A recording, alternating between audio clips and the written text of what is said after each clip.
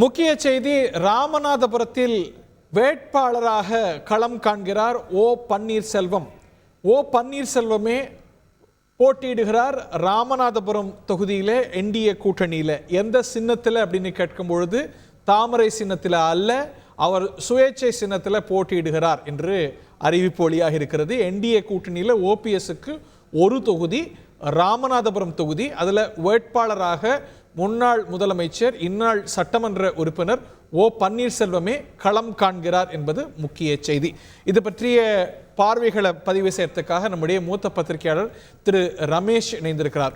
ஒரே ஒரு தொகுதியா ஓபிஎஸ்க்கு, அதுவும் அவரே வேட்பாளராக களம் காண்கிறார். இந்த முடிவை எப்படி பார்க்குறீங்க? திரு ரமேஷுடைய முதற்கட்ட பார்வைகள்.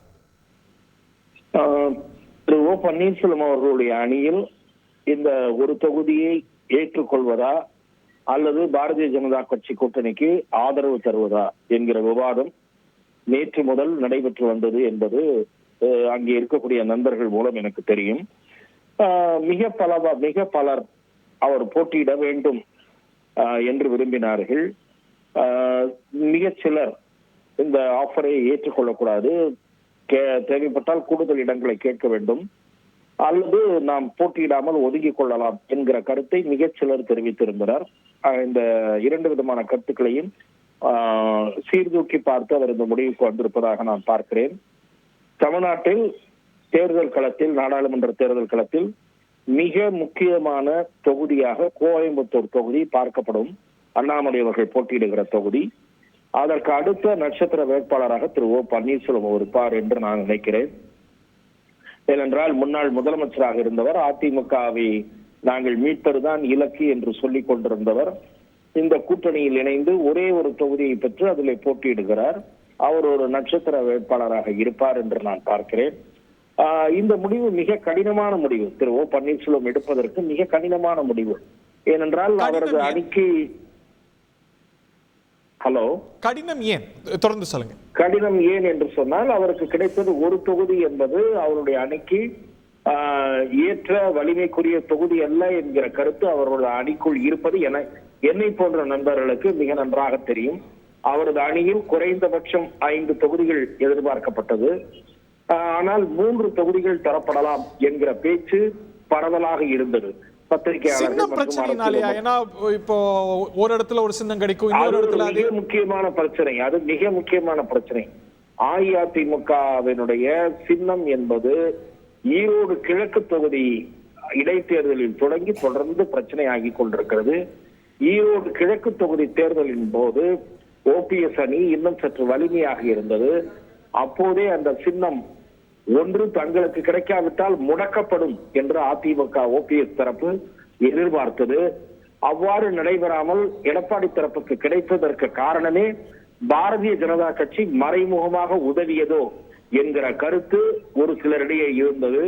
காரணம் என்றால், அப்போது ஓபிஎஸ் தரப்பு வேட்பாளரை நிறுத்த முற்படும் போது திரு அண்ணாமலை அவர்களும் பாரதிய ஜனதா கட்சியை சேர்ந்த திரு சி.டி. ரவி அவர்களும் ஓபிஎஸ் அவர்களை நேரில் போய் சந்தித்து போட்டியிட வேண்டாம் என்று கேட்டுக்கொண்டது நமக்கு நினைவில் இருக்கும் என்று நான் கருதுகிறேன். ஆகவே அப்போது தொடங்கி இந்த பிரச்சனை நீடித்து வந்தது.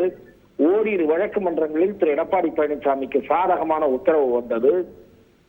இப்போது தேர்தல் ஆணையத்தில் முறையிட்டும் திரு ஓ பன்னீர்செல்வத்திற்கு சாதகமான பதில் நாளைக்கு தனக்கு கிடைக்கும் எதிர்பார்த்தார். அதுக்கு என்ன அடிப்படை முகாந்திரம் இருந்தது? சிவில் வழக்கு நீதிமன்றத்தில் இருப்பதால் ஏற்கனவே இல்ல, அவர்கள் அணியைச் சேர்ந்தவர்கள் தங்களுக்கு கிடைக்கும் என்று எதிர்பார்ப்பதை விட இப்படிப்பட்ட ஒரு டிஸ்பியூட் இருப்பதால் முடக்கப்படக்கூடிய வாய்ப்பு இருப்பதாகவும் எதிர்பார்த்தார்கள். ஆனால் அவ்வாறு நடைபெறாதது திரு ஓ பன்னீர்செல்வம் அணியினருக்கு ஒரு ஏமாற்றமாக இருந்தது. வேட்பாளராக களமிறங்குகிறார். இது அவருடைய முடிவா இல்ல பாஜக அதை கேட்டுக்கொண்டிருக்க கூடும் நினைக்கிறீங்களா? பாரதிய ஜனதா கட்சி கேட்டுக்கொண்டிருக்க கூடும் என்று நான் கருதுகிறேன். அவரே ஏன் களமிறங்க சொல்வாங்க? அவர் சட்டமன்ற உறுப்பினராக இருக்கிறாரு. அவர் ஒரு வலிமையான வேட்பாளராக இருப்பார். ஒருவேளை அவர் வெற்றி பெற்றால், ஒருவேளை மத்திய அமைச்சரவையில் பிரதமர் மோடி அவர்கள் அவரை இணைத்துக் கொள்ளக்கூடிய வாய்ப்புகள் இருப்பதாக நான் பார்க்கிறேன். அந்த காரணத்தினாலும் இருக்கலாம் என்று நான் நினைக்கிறேன். இது யூகம்தான். ஆனால் நிச்சயமாக ஒரு நட்சத்திர வேட்பாளராக இருப்பார், வலிமையான போட்டியாளராக இருப்பார். அங்கே ஒரு மிக முக்கியமான போட்டியாளராக அவர் மக்கள் மத்தியிலே பரிசீலிக்கப்படுவார். அவர் சார்ந்த சமூகத்தினர் மிக பெரும்பாலாக அந்த தொகுதியில் இருப்பதாக அங்கே இருக்கக்கூடிய உள்ளூர் நண்பர்கள் எனக்கு தெரிவிக்கிறார்கள். மறவர் சமூகத்தினர் அங்கே மிக கணிசமாக இருக்கிறார்கள். 1,00,000 வாக்குகளுக்கு மேலே கடந்த நாடாளுமன்ற தேர்தலில் வென்ற தொகுதி. ஆமாம், வாங்கி இருக்கிறார். திருநாவுக்கரசர் அவர்களும் பாரதிய ஜனதா கட்சியினுடைய வேட்பாளராக இருந்தபோது மிக கணிசமான வாக்குகளை ராமநாதபுரம் தொகுதியிலே பாரதிய ஜனதா அதிகமாக வாக்குகள் பெற்ற தொகுதியிலே ராமநாதபுரம் தொகுதியும் ஒன்றாக எடுத்தது. அண்ணாமலை அவர்களுடைய நடைபயண துவக்கமும் மத்திய உள்துறை அமைச்சர் பங்கேற்ற பொதுக்கூட்டமும் ராமநாதபுரத்தில் நடைபெற்றதை நாம் நினைவில் கொள்ள வேண்டும். ஆகவே இந்த சூழலில் ஆனால் என்னை பொறுத்தவரை திரு ஓ பன்னீர்செல்வம் அவர்கள் இன்னும் கௌரவமான முறையில் நடத்தப்பட்டிருக்க வேண்டும் என்று நான் பார்க்கிறேன். எதனால கருதுறீங்க பிஜேபி கூட்டணி அவரை இன்னும் கௌரவமா நடத்திருக்கணும் பாக்குறீங்க? ஆமா, நிச்சயமாக தமிழ் மாநில காங்கிரசுக்கு 3 தொகுதிகள் கொடுத்த நிலையில் நிச்சயமாக ஓ பன்னீர்செல்வம் அவர்களும் அதற்கு சமமாக நடத்தப்பட்டிருக்கலாம் என்பது என்னுடைய பார்வை. ரைட், நன்றி திரு ரமேஷ். செய்திகளை உடனுக்குடன் தெரிந்து கொள்ள உடனே சப்ஸ்கிரைப் பண்ணுங்க.